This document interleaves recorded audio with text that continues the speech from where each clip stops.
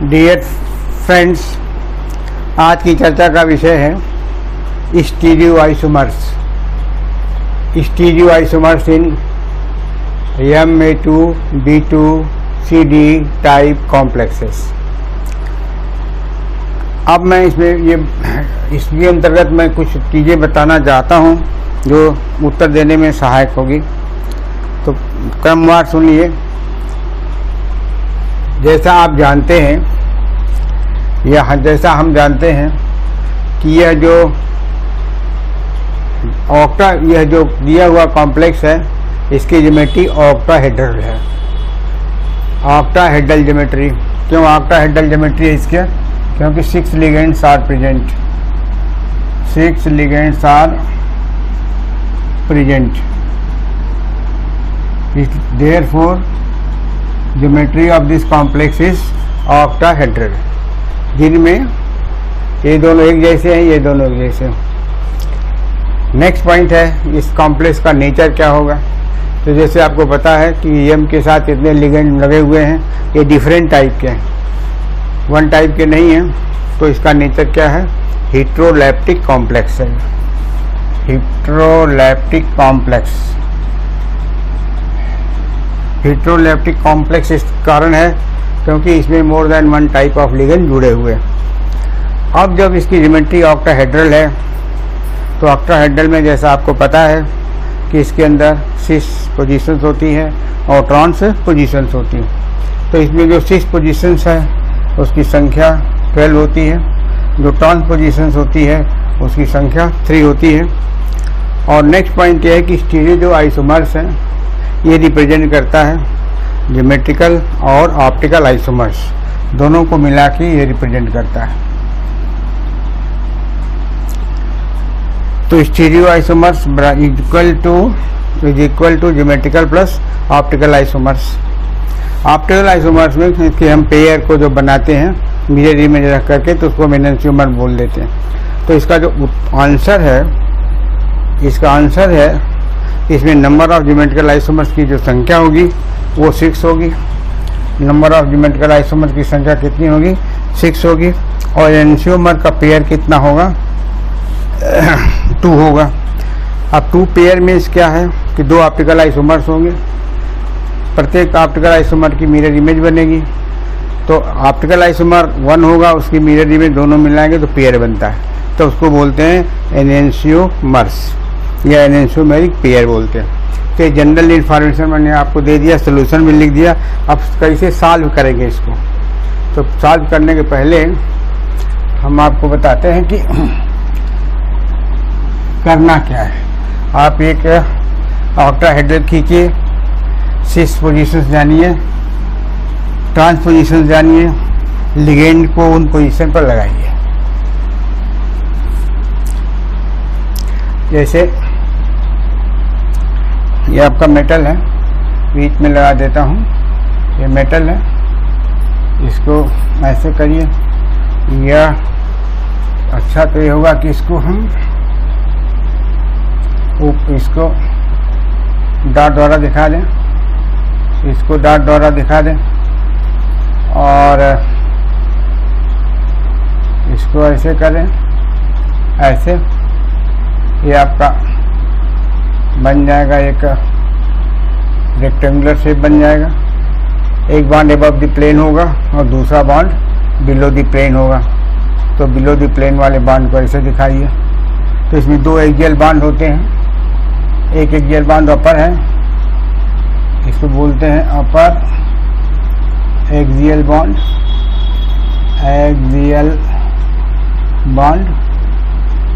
ये आपका lower axial bond है, लोअर एक्सियल बॉन्ड। और 4 जो बॉन्ड्स होते हैं इक्वेटोरियल होते हैं। अब इसका नंबरिंग कैसे करते हैं? पहले इसको 1 नंबर देते हैं, ये 2, तो 1 to 6 हो गया। इसको 3 नंबर देते हैं, इसको सर्किल के अंदर में कि बाहर रखिए, ये 2 हो गया, ये 3 हो गया, ये 4 हो गया, ये 5 हो गया और लास्ट में ये 6 होता है। तो ये जो 6 है एक्सियल लोअर एक्सियल का नंबर है और 1 जो है वह अपर एक्सियल का नंबर है, बॉन्ड का नंबर है या पोजीशन का नंबर है। तो इस तरह से आप देख रहे हैं कि 6 पोजीशंस हो गई ऊपर और 6 पोजीशंस नीचे भी होती है। तो अब इसमें कौन कौन सी 6 पोजीशंस हैं, देखिए 6 positions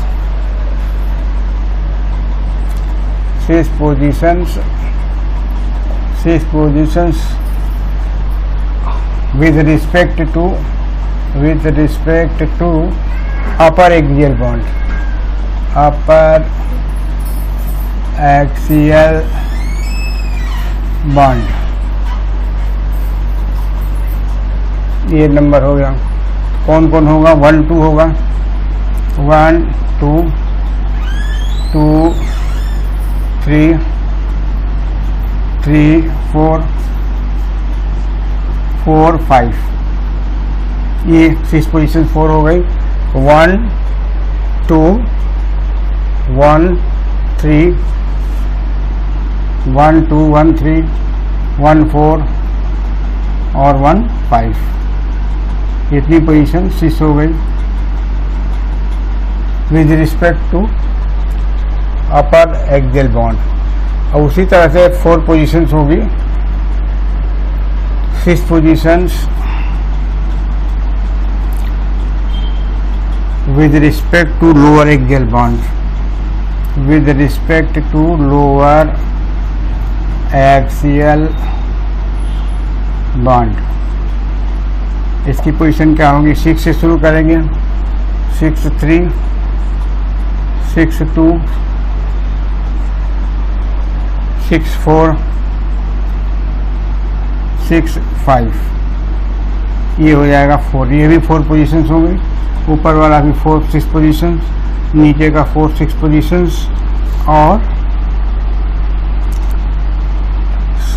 6 position with respect to rectangle, 6 position with respect to rectangle. ये एबव द प्लेन होता है, ये रेक्टेंगल है। ये सब कौन कौन पोजीशन हो जाएंगे इसमें? 2 3 3 4 4 5 एंड 5 2 5 2, ये भी 4 के बराबर हो जाएगा। ये 2 3 3 4 4 5 एंड 5 2, यही 4 पोजीशंस हो गई। तो इस तरह से जब मिलाएंगे 4 + 4 + 4 को, ये 4 + 4 + 4 कुल मिला के 12 जो है 6 पोजीशंस हो गई। अब ट्रांसपोजिशन देखिए, ट्रांसपोजिशंस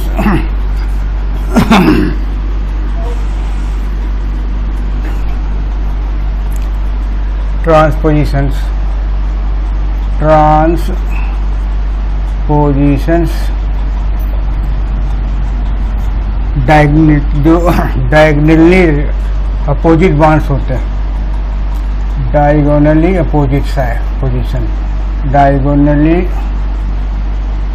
अपोजिट पोजीशन, इनकी संख्या 3 होती है।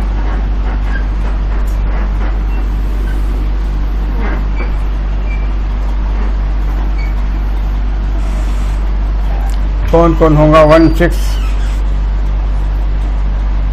2 4 3 5, 1 6 2 4 3 5, इनकी संख्या कितनी हो गई? 3 हो गई। तो इस तरह से हमने आपको बताया कि सिस और ट्रांसपोजिशंस को कैसे पहचानेंगे, कैसे आप बता देंगे कि ये सिस पोजीशन है और ट्रांसपोजिशन है। अगर इसकी नॉलेज आपके पास है तो आप आसानी से नंबर ऑफ हिस्टीरियो आइसोमर्स इस कॉम्प्लेक्स में बता सकते हैं। आसानी से नंबर ऑफ आइसोमर्स इस पोजीशन इस कॉम्प्लेक्स में बता सकते हैं। अब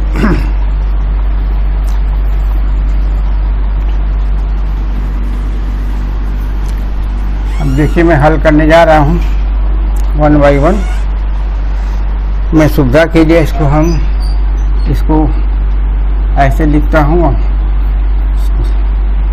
ये सुविधा के लिए मैं ऐसा बनाता हूँ, डाट वर्ड नहीं लगा रहा हूँ, डाट आप समझ लीजिएगा। ऐसे एक ऊपर करिए और एक नीचे कर दीजिए, एक तो ये बन जाएगा। फिर 6, फिर ऐसा बना लो,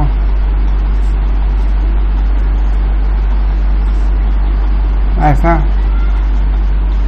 और ऐसा, 2 हो गया। 3 नंबर,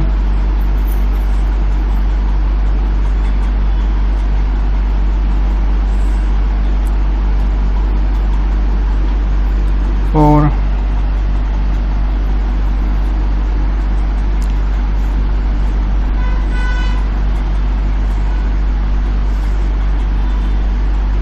ऐसे हो, ऐसे 4 हो गया। 5 और 6 2 और बनाता हूँ। यहाँ पर पहले लिखता हूँ कैसे होगा।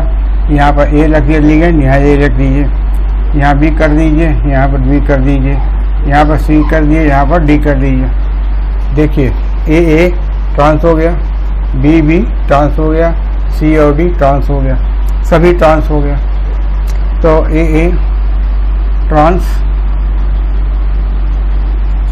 बी ट्रांस,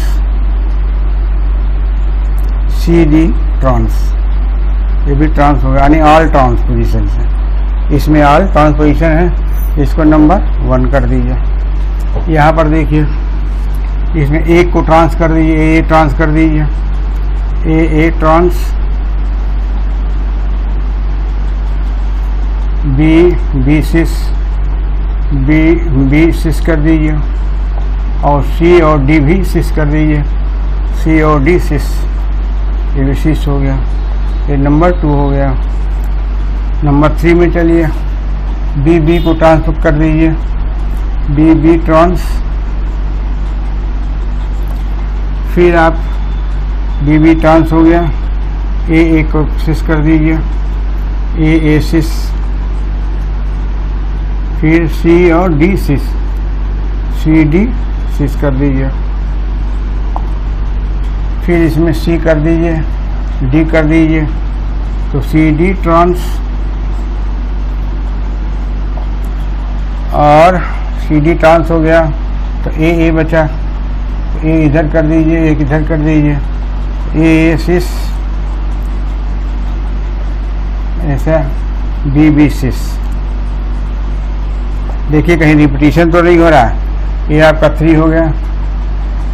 4 नंबर का चेक कर लीजिए कहीं रिपीटिशन तो नहीं है।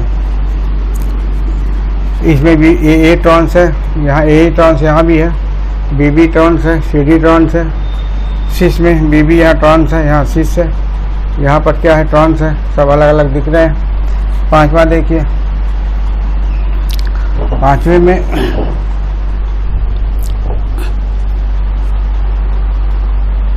ये एक और बनाता हूँ, 5,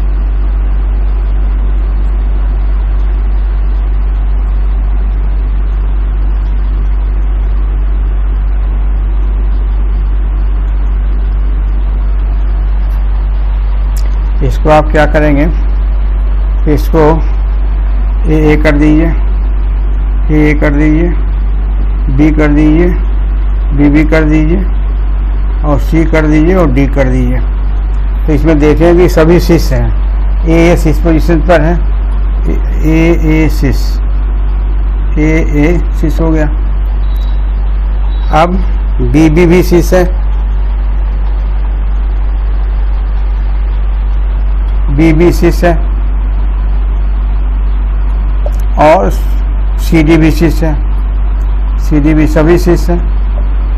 अब एक काम और करते हैं, तो आपको ये मालूम होना चाहिए इसमें सभी सिस है, इसका मतलब इसी में ऑप्टिकल एक्टिविटी होगा। और इसको नंबर हम 4 किया, इसको 5 कर देते हैं, 5 नंबर। एक नंबर और बनाता हूँ यहाँ, आप ऐसे करिए, ऐसे कर लीजिए, सबको ऐसे रहने दीजिए, इसी को कुल चेंज कर दीजिए, सी डी को कुल चेंज कर दीजिए, ए का ऐसे रहने दीजिए, बी को ऐसे रहने दीजिए, और सी और डी में इंटरचेंज कर दीजिए। तो यहाँ पर हो जाएगा सी और यहाँ पर हो जाएगा डी, ऐसे कर दीजिए। कारण क्या है, सभी 6 पोजीशंस में हैं, ऑल 6 पोजीशंस, ए 6, बी 6, सी डी 6। फर्क क्या है देखिए, ए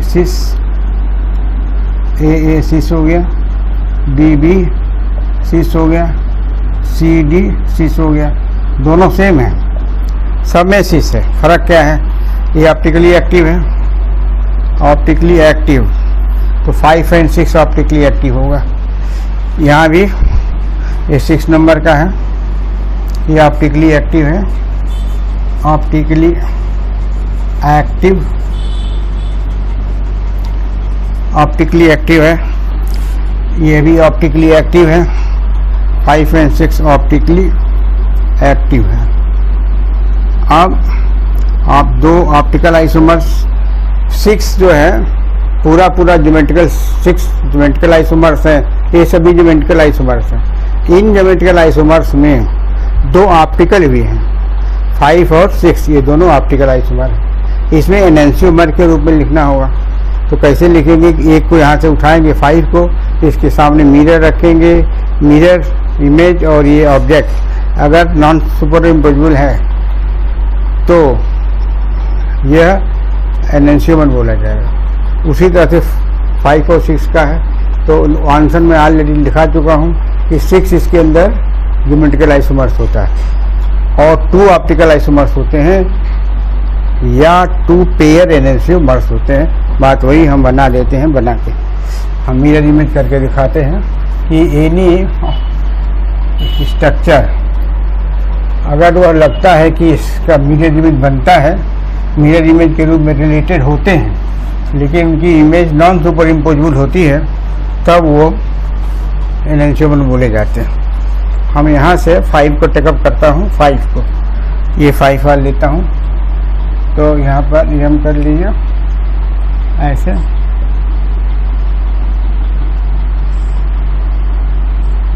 फाइव में हम इसको ऐसे आईजीटी उतारते हैं, ए हो गया, ये ए हो गया, फिर बी यहाँ है, फिर बी यहाँ है, सी यहाँ है और डी यहाँ है। इसके सामने मिरर रखिए, मिरर, ये मिरर है, ये 5 नंबर 5 है। इसका जो मिरर इमेज बनेगा देखिए कैसा बनेगा,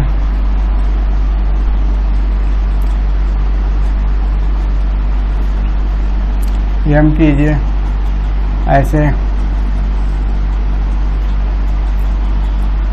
अब देखिए इसका बांध तो मैं प्रोजेक्ट कर दिया, मिरर के सामने ए यहाँ दिखाई देगा, डी यहाँ दिखाई देगा, ए यहाँ दिखाई देगा मिरर में और नीचे सी दिखाई देगा, ठीक है। और जो दिखाई नहीं देगा पीछे है वो यहाँ अलग पोजीशन बना दीजिए, क्योंकि शीश है, यहाँ कर रही शीश है। तो ऑब्जेक्ट और मिरर इमेज ऐसा लग रहा है, it is related at object and mirror image, लेकिन ये है non super impossible mirror image है, non super impossible mirror image. तो इस दोनों को मिलाकर क्या बोलते हैं, a pair of enantiomer, a pair of enantiomer इसको बोलते हैं, ए पेयर ऑफ एनेंशियोमर। ये पेयर दोनों को मिलाकर पेयर बोलते हैं, एनेंशियोमर है। मतलब इसकी मिरर इमेज जो बनती है, ये लगता है कि मिरर इमेज है इसकी ये, लेकिन सुपर इम्पोजिबल नहीं है, लिखा है सुपर नॉन सुपर इम्पोजिबल है। अगर हम इसके जगह पर 6 नंबर का प्रोडक्ट लें, 6 नंबर को, उसमें क्या चेंज था, यहाँ पर सी कर दीजिए और यहाँ पर डी कर दीजिए, यहाँ पर डी कर दीजिए। इसका मिरर इमेज जो बनेगा तो ये तो ऐसे ही रहेगा, ए के सामने ए होगा, सी के सामने सी आएगा, यहाँ डी के सामने डी आएगा, डी के सामने डी होगा और बी आर में ऐसा आएगा। ये भी non super impossible mirror image है, ये नंबर आपका 6 है, तो इसका भी एक पेयर बनता है। तो 5 नंबर का भी पेयर बना, 6 नंबर का पेयर बना, तो टोटल नंबर ऑफ एनेंशियोमर्स कितने पेयर में हो गया? एनेंशियोमर का कितना पेयर बना? 2 बना। तो एनेंशियोमेरिक पेयर 2 बना। तो this is all about the problem. Thank you very much.